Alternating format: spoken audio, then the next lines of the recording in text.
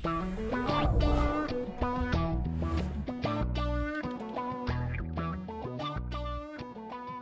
everyone, and happy Friday. Welcome to the 29th edition of our Cardano Developer Office Hours. I'm Lisa, and I'm going to be your host for today's sessions. So, just before you dive in, I just have two quick updates. So, I have some exciting news for all builders.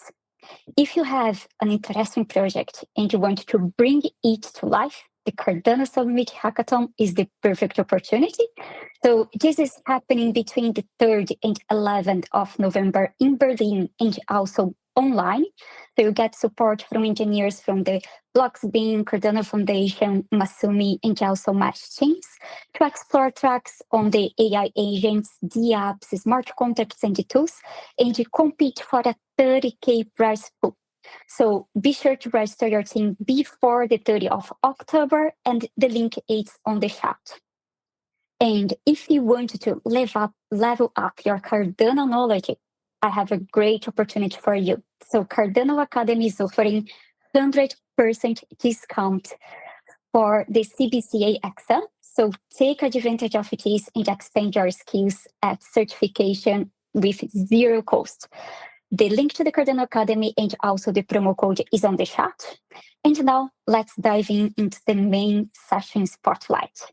We are thrilled to have Matthias Benkort with us today to explore the Cardano Developer Ecosystem Surveys 2025 and Ogmios 6.14.0 updates. So without further ado, Matthias, the stage is all yours.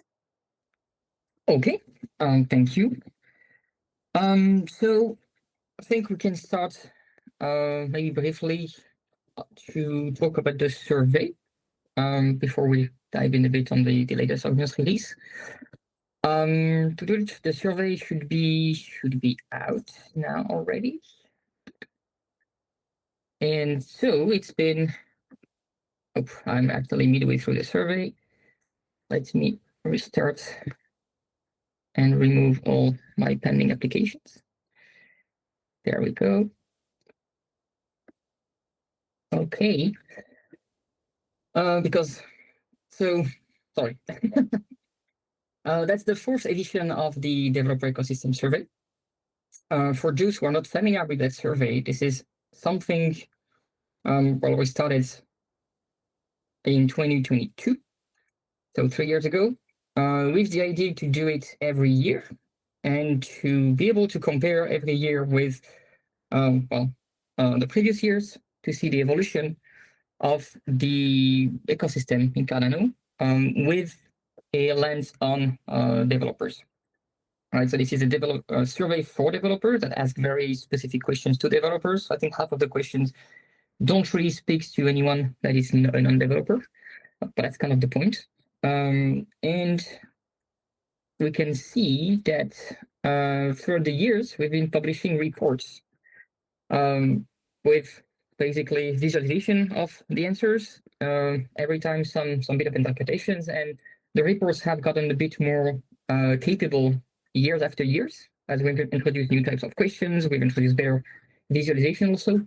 The one from last year in particular had some very cool ways of visualizing the multi-choice questions, as well as the rating questions and the ranking list. So that's a bit daunting at first, but there is a lot of information on this on this graph here. And this year we've been reusing a bit more of ranking questions. So there will be slightly more of those, and we still have all the other ones. So plenty of good data to come. The novelty this year really comes from the survey platform itself, as we had to unfortunately change the platform. And I ended up picking an open source library that does a very good job at surveying. The only downside of that library is that it's just a library, so it does not come with a platform, so to speak. And I had to do a bit of deployment behind the scene. So naturally, I just picked Cloudflare because it's been quite a while I wanted to play around with Cloudflare and make some experiment with a Cloudflare-based infrastructure. And this one was the perfect example because we have a bit of front end to display. There is a bit of data to store on the back end, which is all stored in a key value worker from Cloudflare. So you can see here, for example, the actual results from the survey live. And as you can see as well, well, we don't store really much more than the questions themselves, the results of the questions. We try to keep the survey as anonymous as possible. Of course, if you answer to a questions, hello, I am Matthias, well, that's going to be part of the data, but that's your problem at this point. So yeah, questions being now collected. The survey has been live for, I don't know, an hour and a half. There are 37 questions, I think, in total. Some questions being optional, some questions being also conditional. So obviously, if you're not a developer, you're going to be thanked right away and the survey ends. We had to do that, unfortunately, because on the previous years, many people would fill in the survey not being developers, despite the survey being called State of the Developer Ecosystem. And so with this simple question now, it filters quite efficiently. There are some new questions this year, but I will let maybe people discover them as they go through the survey. But yeah, I'm pretty happy with the results so far that this library provides us, and I think we're going to stick with it. I will also open source all the codes that's behind the survey itself. So by that, I mean not the results that are already open source and that will remain open source, but also now the platform and that whole setup with Cloudflare and the library itself, because that's going to be possibly useful for doing similar surveys in the future and also just for us for the years to come. So all of that will be published. I just need a bit of time to polish a few of these things and document it perhaps. Let's see. Yeah, Cardano. So right now it lives here. Questions? Yes, Matthias, would it be possible for you to make it to the screen, the text a little bit bigger? Yes. Thank you. Like that. Perfect, thank you.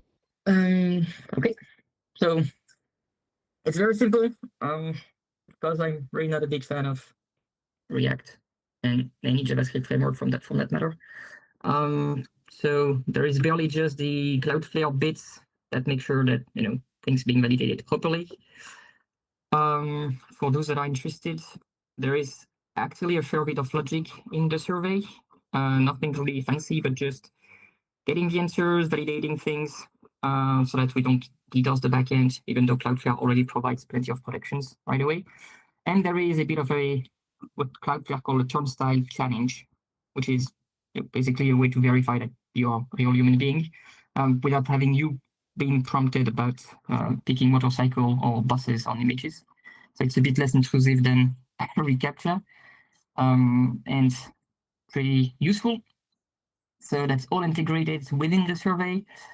And what I like about this library nowadays is that everything that composes the survey lives as data. So the survey is entirely statically specified as a big JSON file that specifies all the questions and the behavior also between the questions. As you can see also here, everything is automatically translated to Vietnamese and Japanese this year because it gets obvious with the BuildFS this year that there are active developers community that we have failed to reach in the past with that survey. So we're trying our best to make sure we can reach the widest audience possible. But that also means that it's going to be much easier to create new surveys for the next years, adjust, and also makes it much more portable in a sense, because everything lives in a single file now, and we don't need to depend on a vendor platform or anything like that. That was a bit painful to recreate all of that this year. So that's good. And I think that's about all I have on the survey, really. So please share it. If you're a developer, take the survey. there is quite a fair amount of questions, but most of them are quite rapid to go through. And there are some open questions that are optional. So if you really don't have time, you can skip them, but they are always useful to have because that's actually where you get the most interesting answers sometimes. It's always interesting to see how we can then try to capture what was being said in the open questions. For example, that was one from last year, right? So this is the summary we ended up with, and that came from a whole bunch of different answers that we had to analyze, clusterize, and see. So I think we didn't do a bad job also at that. Sometimes it's quite obvious to put things together. Sometimes it's a bit less. And sometimes it's just, I don't know, not possible. But yeah, open questions are fun, even though they take more time. And try not to put too many of them. And voila. Well, that was in 2022 actually. Okay, any questions on that so far? Anyone that already took the survey? Actually, I do have a question, Matthias. So how long do the devs have to fill it out? How long to complete the whole survey? Not really to complete the whole survey, but what's the closing date for them to fill this out?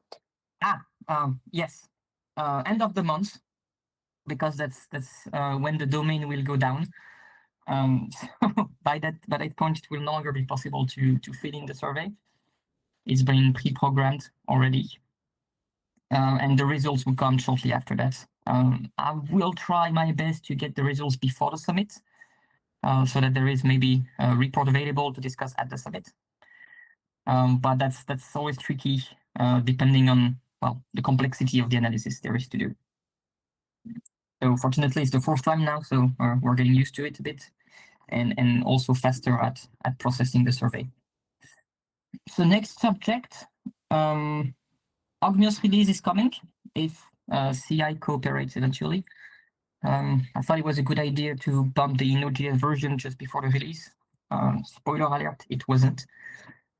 So what's new in that release is mainly one big thing, which is the integration with the Cardano node dependencies 10.5.1. What does that mean? That means the internals of Agmios are now using the same versions of the ledger, the consensus, and the networking as the node is using in the latest release. I think this 0.5 is from last week or so. Let's check at 22nd of July. No, what? Okay, my bad. That's a bit more than last week. That's 2-3 months ago. But yeah, point being, that's the latest node release. And it comes with quite a fair amount of change on the internals. It was supposed to be just a minor patch, but that ended up breaking a fair amount of modules, mostly because I think the node team is currently under heavy technical debt tackling, and they're reshuffling a lot of code in every places.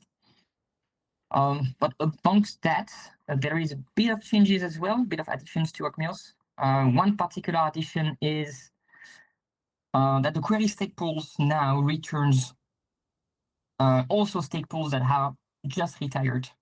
So that means in the current epoch, they retired at the past epoch boundary. They're going to be returned with their stake. Reasons being that it is necessary to get this value for calculating the voting power of stake pools in the ongoing epoch. And that's because proposals, as people know now, I think, are being ratified with an epoch of delay. And so they use the stake distributions from the past epoch always. And why is that there? Mostly because we use Ogmios as part of the Amaru development nowadays to extract a lot of data from the node, data that we then use to do conformance testing. And that's one of the things our conformance testing showed at some point. We're missing some data regarding pools that have just retired, but that are still taken into account for the vote ratification. In a similar spirit, There is also additions to the delegate representatives query that will now return a list of delegators for the auto abstain and always no confidence DREP. Before that, we would just not be able to query the full list of delegators to abstain and no confidence. That was just not available.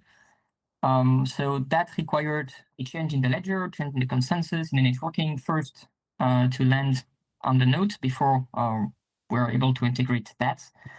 Now, those things haven't been released yet on the Cardano node, I believe. So before that query is actually fully active on the Ogmios side, it first needs to also be released on the Cardano node side. So there is a kind of an interplay of dependency here. And the final point is that Ogmios will also now try to negotiate an older version of the client protocols. What does that mean? When a client application, such as Agmios, starts a connection with the Cardano node, they perform a handshake where they agree on a version that they're going to use for the client protocols. There have been now 21 of those versions. And depending on which version you use, you might not get the same queries available. For quite a while, Ogmios was using the latest version available and the previous one as the two versions it would present to the node for negotiation.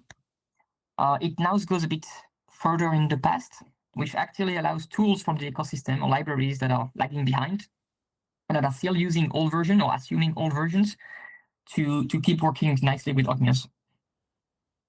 So, sorry, this is mostly just a compatibility, interoperability change with the ecosystem, and I hope it will be useful.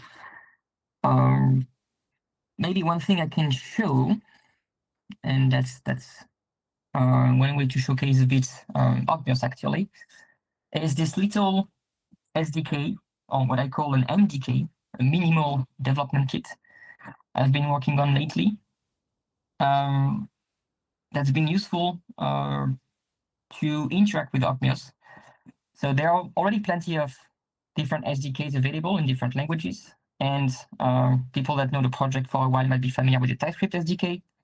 I don't use the TypeScript SDK myself that much. It just happened that this was the first SDK that existed, so it kind of became the official SDK. But I don't like TypeScript that much. I do prefer JavaScript. Please don't throw rocks at me. And for that reason, I ended up making very small SDK in JavaScript that I try to keep as simple as possible. And so let's just showcase that a bit. I have a Cardano node running here on mainnet. I have also Ogmios running connected to that Cardano node on mainnet. And now let's just use the little MDK. So we're going to install one version. Let's do that. And let's do a simple state query here. So what we can see, importing the SDK, I am running here connecting to Ogmios. So by default, just going to connect to the localhost default port of Ogmios, which is localhost 1337. And it's going to augment this little WebSocket object with Ogmios specific methods. So here I can do a query ledger state tip and then be done with my request, right? I'm going to receive the results. I can show the results. If I run that, it doesn't work. Because, oh, okay. That's interesting. Look, it was just missing a dependency for some reason. I love JavaScript. But so if we run it, we can get nicely the tip in there. And if I run something a bit more consequent, let's say, for example, the query ledger state delegate representative, as we just mentioned that query. Let's actually put the results in a small object. Okay, it's taking a bit of time because that's a big query. And now, if we look at things, we've got a list that is about 1 million line long with all the different DREPs, some of their metadata, when do they expire, and of course, all their delegates. And I think we can just showcase that if we go and look at the, abstain DREP. Now we can see a list of delegators that is possibly quite long. So we're not gonna scroll like that forever, but there is quite a bunch. And it probably goes on for 100,000 of lines. Actually, maybe we can just query that and showcase a bit more. So we're gonna get the result here. Okay, up. I'm gonna need to await that. And now let's just look at the number of delegators for always abstain. And so that's gonna be our result. What is the shape of the object already? Let's actually go look at the doc so that I can also show a bit the documentation as well for those that are not too familiar with it. So that's the delegate representative query. That's going to be the response to that. There are different kind of response. Those are the error cases typically. So I can take the first one, the results. That's going to be a list, an array of items that can be any of those things. And in the case of abstain or no confidence, but we're focusing on abstain here, I'm going to have a type that will be equal to abstain, which means I can just do that here, get the type, and get type equal abstain to get just the results and see how many there is. And I'm done after that. And there is no need to display anything here, and there is no results whatsoever. So now if we run that query, we should see, of course, I need to get the delegators.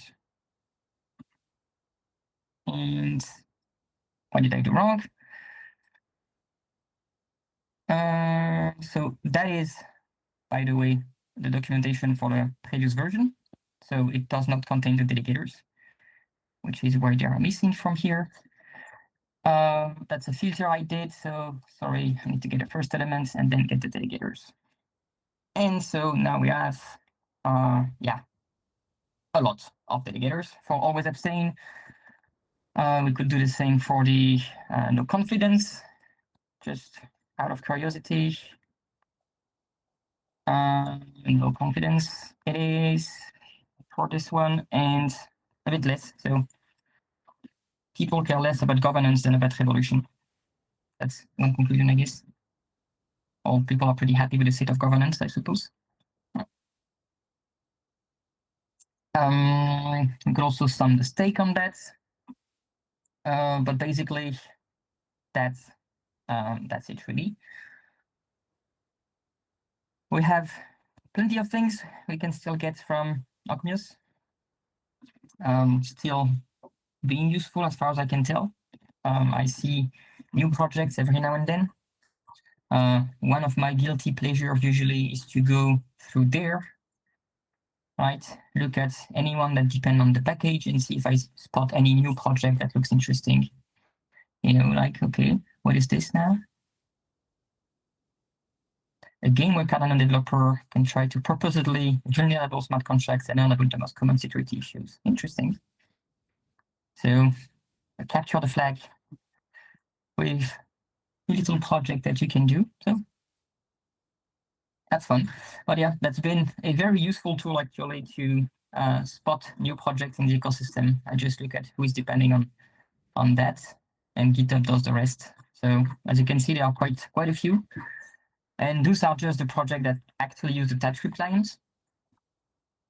So in practice, there are a few more, thanks to all the different clients built by people across the communities. And I think that's really all I have. So hopefully, if I can get the CI to cooperate today, we should be able to cut the release and have that new version out. If not, I will see. I'll do my best. We had that interesting discussion this morning. I was curious what more details you could shed on these changes, and what do they? I mean, what's the motivation regarding the network interactions? Didn't have the time to look at it myself, but well, these changes variable. As far as I can tell, in the ledger node, the change was very painful and spread across the entire code base, but was a step in the right direction. What they've done basically is to remove the parametric crypto that was present on all the different type. In the past, if you use the Haskell libraries, you might remember this little crypto type parameter everywhere that you always ended up instantiating to the standard crypto because that's what you want in practice. And I think they realized the same thing, and so they just dropped that completely. But that means the crypto, that one is like every single line. Exactly. So literally every single object was impacted. Yeah. So that one was a bit painful, but not too hard. So you put a bit of music. Yeah, this one is pretty mechanical, right? Exactly, and you go mechanically across the code base. The consensus had a few changes, but nothing really big. Mostly just new queries, and it's always a bit tricky to wire up new queries because you also need to make sure that the client protocol version line up, and then there is a node to client version that needs also to line up, and then a node to node version that needs to line up, and all that lives in two different repositories, one which is the network, one which is the consensus, and then you need to pull back all the pieces down. So to give you a bit of a sneak peek, maybe I can reshare quickly. Oh no, Firefox did say no. Let me try again. Okay. I actually had to, and we're still at that stage at this point. Where is it? There. I had to fork the ledger, the network, and the consensus to do all this wiring myself. And some of this was needed because of dependencies mismatch and version mismatch between the different libraries. And after also struggling for a bit, I had to upgrade the JC version to 9.6, which I wanted to avoid as much as possible. I wanted to stay on 9.4, but dependency resolution was just impossible, so I had to, which led to a whole bunch of other problems. And finally, the last piece, and that one was a bit frustrating because I had to drop some existing tests, actually, was the changes in the networking side, where the protocols codecs and the code that is decoding and encoding the messages on the node client protocols, it's now using singleton types in Haskell for some very obscure reason, and it's also encoding state at the type level so that the encoder can be type aware of the state the protocol is in, so the state in the sense of the state machine that the protocols are going through. And so you now have two versions of the codecs, one which is stateless, one which is stateful. The stateful one is used for the state query protocol. So that's higher kinded types everywhere. And that means you have encoders and decoders that are protocol aware and that carry this state information at the type level, which leads to a fair amount of complications to get anything to compile. I don't think this is going in the right direction. I think it's making the library a lot harder to use for very little benefits in the end. So it was a bit tricky to integrate that new change. And I'm not convinced that it will be useful for moving on. My only hope is that it doesn't change too much anymore from that, and I really hope that the networking library has sort of reached a, point of stability on that regard. But yeah,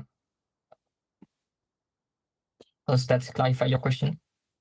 Yeah, no, I was curious about what were the most painful changes, because I think I would have to go through that ordeal also in other parts of the code. So. Let me check. So there are mostly two big commits we could look at. So this is the commits that's looking at the test. So the main change really is that, let's see. So yeah, no, this one is gone. So as you can see in the past, right, when we were encoding things, we had to explicitly pass the state we're encoding. It's much simpler now. It's much simpler now, indeed, because all of that is at the type level. So now this cannot compile even if you're trying to attempt something that is not allowed, which some might see as a better thing. I don't think it is a better thing, because to get to this point where things compile, it now took me multiple hours, whereas doing this just take 2 words. So I much prefer this version, actually.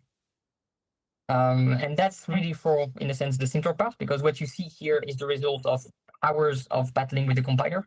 Yeah, because they are using existentials or higher rank types to propagate the types, the state in the pattern matches branches.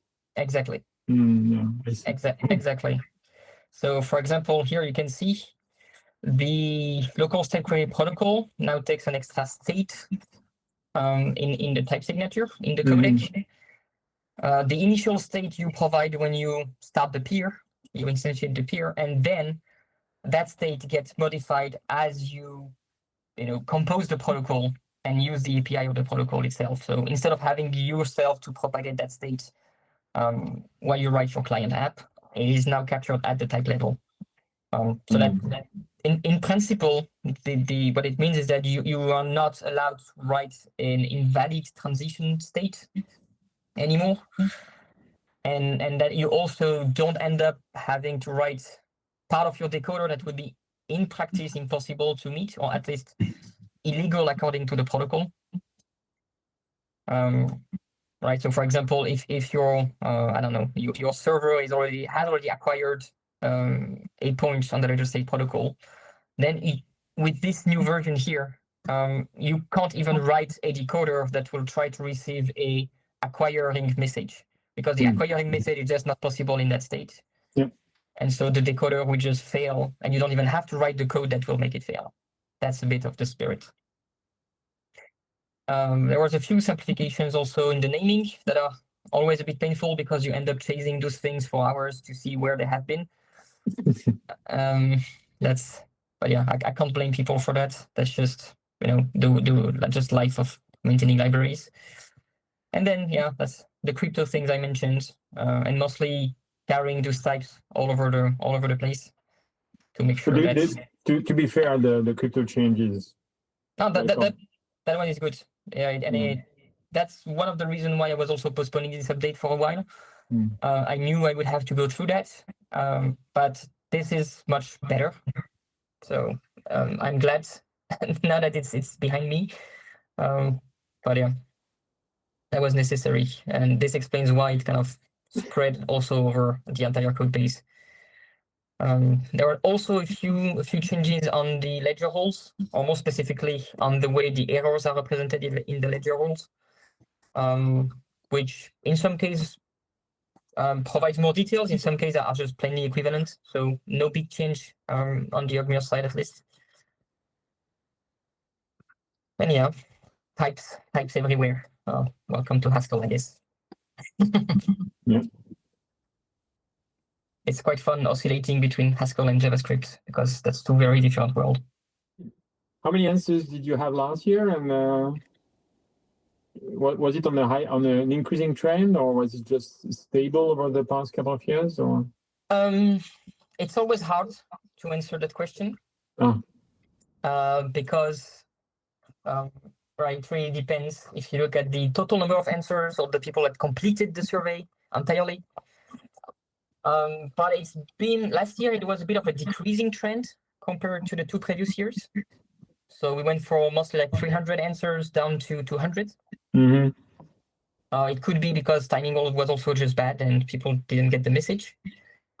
One thing I'm a bit afraid of this year is that with this new platform, we don't get to see any partial submission, which was the case in the past. So in the past, even if someone had filled like 15 questions, you would still get those 15 answers because the platform we're using would just record every single question on their backend. Whereas here, we only record the results when they are fully submitted.